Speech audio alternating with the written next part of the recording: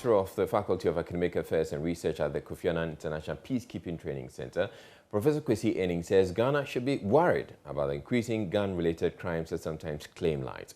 He says the production and the transportation of guns around the country requires forceful tackling by state authorities to reduce crime.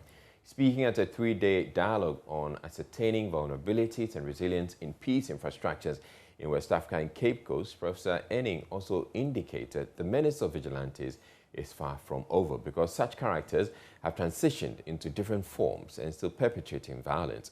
Richard Kodjonyako has more in the following report.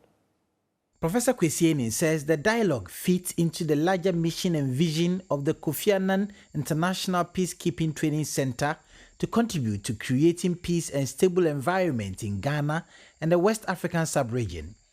The workshop would focus on the set of development that can undermine Ghana's peace, the kind of structures that have been put in place to understand such developments, design appropriate response mechanisms, and ultimately to prevent it from happening. Professor Aning was worried about the gun-related crimes in the country. Already we are beginning to see the outlines.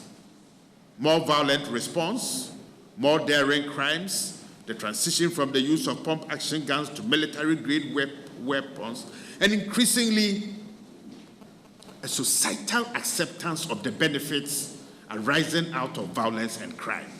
Almost all the guns used in violence in this country don't come from outside.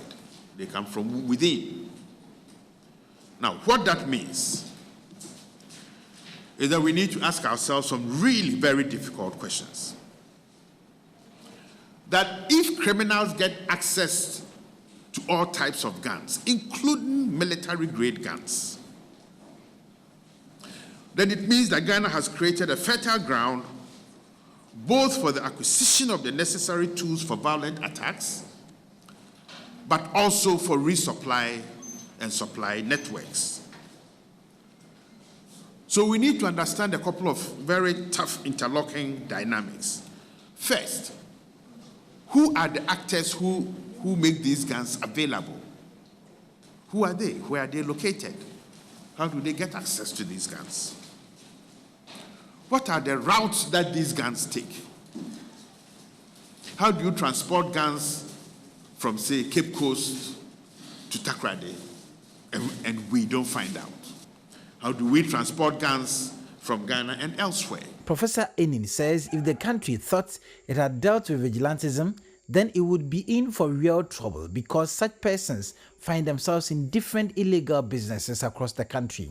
You know and I know that vigilantes haven't gone anywhere. That when they resurface, they'll be more violent, they'll be better armed, and except we bring in the military, we will not be able to bring them down. But we are deceiving ourselves that we have dealt with them. We know that they've transformed and are part of the rosewood trade. They are part of the charcoal trade. They are providing protection services. They are mining in Bani, Tinga, and other places. They are involved in cattle rustling. But who born dog to go and tell them that? Stop.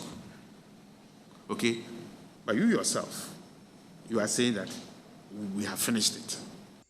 Central Regional Chairman of the National Peace Council, Matthew Egan, called for social support for the masses that would reduce the vulnerabilities of the people. The workshop comes after a series of them have been held in the West African sub-region. Reporting for Joy News, Richard Kodjonyako, Cape Coast.